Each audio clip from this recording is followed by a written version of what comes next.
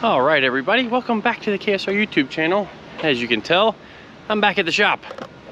So, got back from the trip from the Midwest drags. Then I went to Finnegan's house, which you'll see some videos from that coming up pretty soon. Those are a little bit longer edit because there's a lot of footage, because I did a lot of onboard kind of cool camera angles on Finnegan's wife's boat. You'll see more about that later.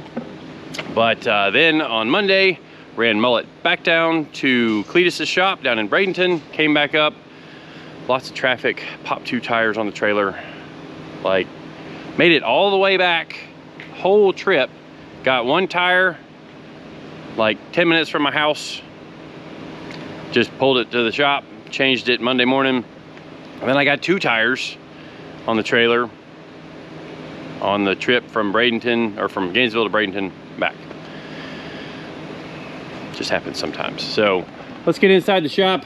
We got the trailer all yee-yeed up to change the front tires on it. I'm actually really impressed it did that. It's the first time I've ever jacked it up that high.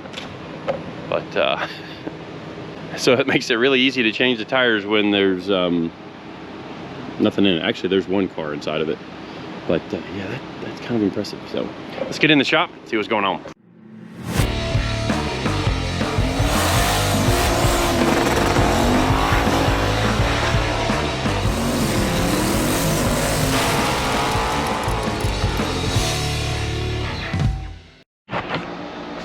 All right, so first order of business that I wanted to thank a couple of you guys for. Y'all saw the videos, either my video or Cletus's video, where I was chowing down on some gummy bears. I show back up to the shop. Some of you guys sent me some gummy bears. That's just awesome.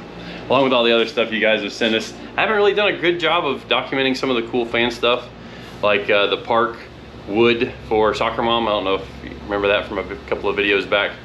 Well, more than a couple of videos back. But where somebody had engraved park and Soccer Mom racing into a piece of wood. Is it still here? Oh, it's right there. Yeah. How cool is that? I can't even bring myself to use that for the car. It's just that we gotta hang that on the wall. That's just cool. So check out that engraving. All right, anyways, let's go out and see what's going on in the shop. Nothing doing with the Cutlass, except my transmission's done, or almost done. It's up being built at a place in South Carolina. Also, I'm supposed to fly up to New York and check out the engine at Bill Travato's place. I'm gonna work that into the schedule somewhere around here. Don't know when. A little busy, you know, summer with kids. Gotta do what we gotta do there. So we're about to drag this one out and take the shocks back from the red car and put on this one so that we can go racing. We also got some new brake parts under there, a larger brake kit. I'm not going to be able to install those before a race next week, but potentially we're getting that ready to go to Mid-Ohio next weekend for the Trans Am race. Waiting on some parts from Lee. It's going to be a real big effort to get that accomplished. Might be able to make it happen, might not. But while I was gone, the guys were killing it in the shop. CJ's been cranking on getting Spencer's car ready to begin putting bars in. See, I got all that primered. Sweet. So there's not much left of what used to be in the car. Got the windows out. We're leaving a little bit of the roof structure just because there's going to be a good amount of air pressure on top of the car, you know, because this one's going to go pretty freaking fast. But we are not long from beginning to put lots of roll bars in here that aren't square pieces of tubing to hold the car up. But we got to do some work here with capping off the front frame rails, and we're going to make it to where the cage, I think, bolts to the front frame rails. I don't know. We'll figure that out when we actually get to it. Maybe we just weld it in permanently. But we had the idea of maybe doing all the cage work and then dropping it all out and powder coating it. We need a list, a big list. We do need a big list. Actually, we've got a big whiteboard. Maybe we should start building a list, because if we were to do that, every single component will have had to have been installed in the car. Seats, shifter, window net, seat belts, electronics, all the tabs and all the mounts for all this stuff, so that when we take it out and have it powder coated, we don't have to go back and grind the powder coat off, just because that's terrible. It just looks bad if you have to grind powder coat off and then repaint it. We're trying to go for finish everything and have it 100% done. So we definitely have a list. I like the idea. We should definitely make us a list for everything we need to do tabs for the roll cage stuff. Like all of the rear carbon fiber work. This car is going to be carbon fiber from the main hoop back and the floor. The carbon tubs, carbon floor, all that stuff has got to be, the mounts have got to be done for that, because you use like a flange tab for the carbon fiber pieces to bolt down. Kind of like Dick's car and the lawn dart. All of that was done. We just painted that because it worked really well for that one, just to get it done and get it to the track and get it painted. But we've got a lot of work to do cranking out on this one. Drew got a little bit of cage work done on this. You can see a little bit of welding work down there to further support like where the main hoop lands on the chassis down there. Got the other A-pillar bar bent up and notched the roof here to fit the seat and that other A-pillar bar. So we've got some work to do there. The windshield for the car is sitting on top of the Miata, which this is Grant's other car. And I believe we were putting a motor in this one while I was gone. Yeah, motor is out. The other motor was getting a little tired. So Grant has bought a brand new Mazda replacement engine. Hopefully it'll be a little better than the other one, which was getting kind of tired. Oil pressure was down and the leak down, it wasn't terrible, but when it comes to, you've only got 160 wheel horsepower and it's off, you know, say 5 or 10%, that means you're getting gapped by everybody else that's got the same kind of power that you should have had before you took the car apart. So we've got to fit that windshield. Waiting on Grant to get us back an assembled short block. I think he might have put a thinner head gasket in the new engine, something like that. Anyways, we're waiting on him to take care of that. But there's parts and pieces of things over here. The old engine, our new corner over there is looking awesome. And interesting deal here, if you guys don't know or didn't know, we are Moser dealers. And anything you need Moser for your car, send Eric in the office a message.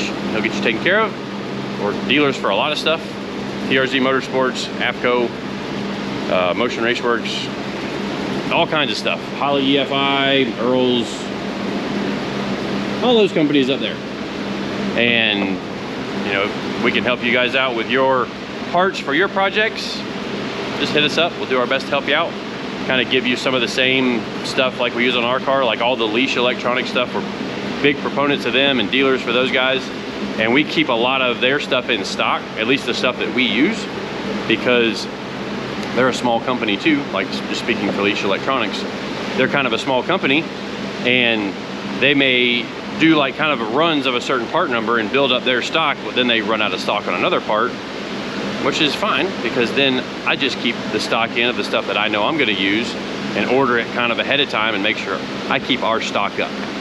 So anyways, got one other project going on in the back with the Lexus 225 race car, which I don't know if we're, okay, so we're up in the air still. And if you remember from the race with Cletus, this thing ate a battery. So head upstairs here. So the battery that we were running in the car was an Optima battery. The series that we used to race in, the Champ Car Endurance Series, was sponsored by Optima batteries. So as a part of that, we all got a battery. We had to run an Optima battery, but they also kind of gave us batteries at the races. Like the Optima support trailer was there. But what they did was they gave us refurbished batteries. Well, we had a pretty good one, and it lasted however many years it lasted in the car. But Optima batteries don't really have a lightweight battery. So we went the route the same that Grant had in his car by putting this little bitty battery into the Lexus here. Now that weighs 1.5 pounds, and that little joker right there we used to have in the red Viper, cranking, you know, an 11-to-1 V10. So it'll look at this like this little stock compression V6, or so this little stock compression inline 6, it'll just laugh at it. Won't even care that, you know, won't even care that that little bitty battery will do its job. In fact, let's show you. Power on, out of gear.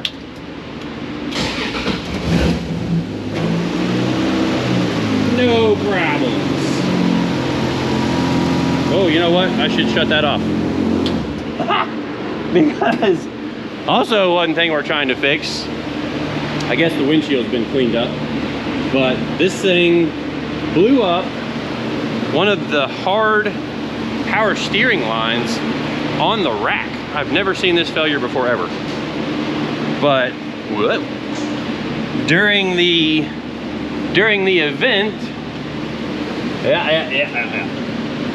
you know, I saw transmission fluid or power steering fluid everywhere. Thought it would just, maybe we killed the pump and it was spraying out of the pump. But no, it actually split this line and was spraying out of like the seam of the line. So what we're hoping is, and I'm imagining that the pump is probably dead because it got ran dry for about 3 hours. The pump is probably killed, but we're gonna change these lines, see how the pump sounds when we put some fluid back in it. Most likely it's dead.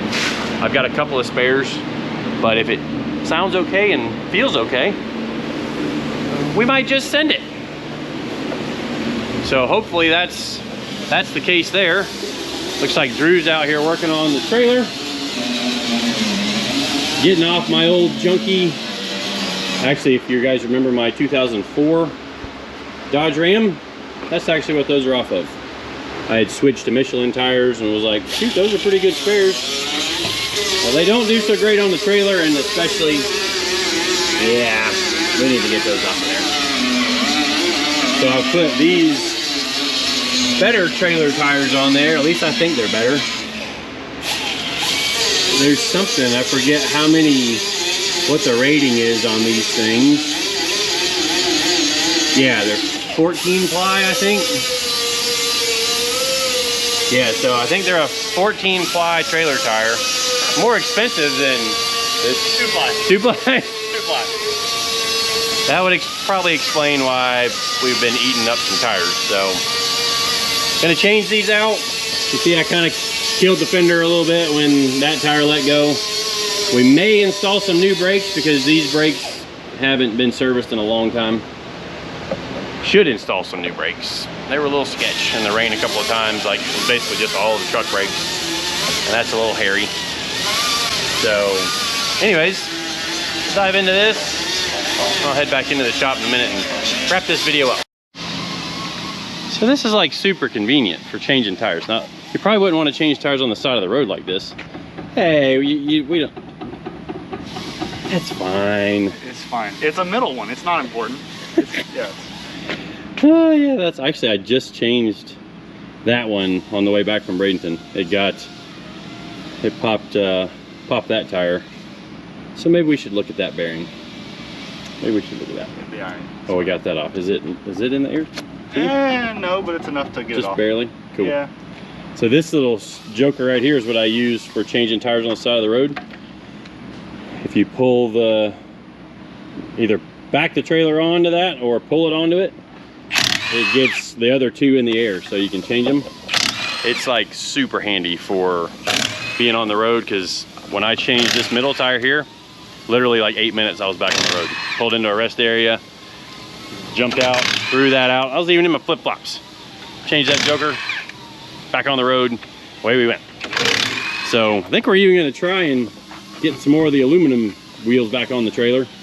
Like this side was all aluminum, but I only have 6 aluminum wheels, so I'm thinking we just go ahead and change them all. I think that's what we'll do. So How bad is it gonna come off of there? I'm gonna make it come You're off. gonna get it off of there no matter what?